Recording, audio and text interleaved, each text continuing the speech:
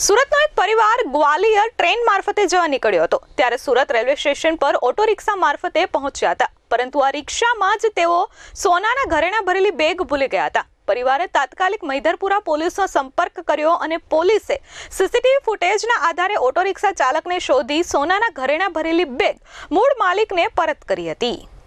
સુરતમાં એક પરિવાર ગ્વાલિયર જવા માટે રેલવે સ્ટેશન પહોંચ્યો હતો ત્યારે તેઓ એક ઓટો રિક્ષામાં સોનાના ઘરેણાં ભરેલી બેગ ભૂલી ગયા હતા। તેઓને આ વાતની ખબર પડી ત્યાં સુધી રિક્ષાવાળો ત્યાંથી આગળ નીકળી ગયો હતો, જેના કારણે પરિવારના સભ્યો ચિંતામાં મુકાઈ ગયા હતા।